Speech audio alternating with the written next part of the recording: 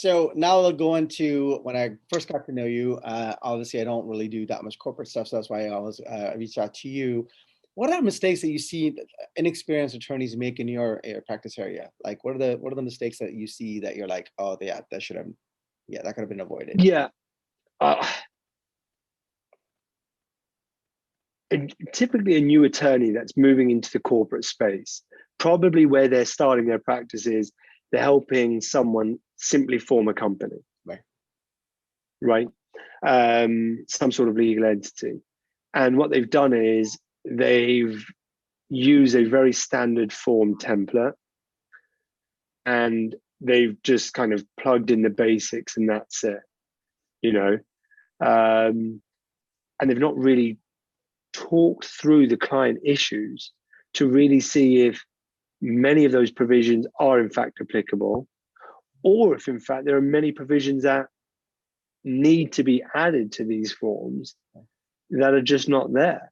And this was one of my biggest gripes with LegalZoom at the beginning. Is great, you can go and spend your $800 or so, not to bash LegalZoom, it provides a service for a market, don't get me wrong, but unless they're your lawyers, if all you're doing is buying a form document and you're using an online document, it's how doctors hate it when you go to a doctor and you've Googled or you simply say, "Doc, this is my problem," right?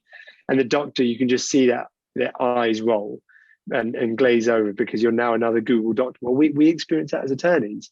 It's another Google attorney that says, "Hey, I've got this form," and so on. But attorneys can fall into that trap. They've not seen something. They unfortunately may not have the resources around, or think they don't have the resources around. And so they start to use Google Forms. And, you're already now kind of blazing a path of potential destruction and failure, unfortunately. And so it's malpractice, And so I would tell anyone that's really starting off as an attorney in whatever space it might be, attorneys are a close-knit community. I don't think I've ever taken a call from any attorney, nor have I been on the receiving end where I've called an attorney that I don't know, but who clearly knows that practice area better than I do, right? Or vice versa, and said, "Hey, I have this issue. I have this client.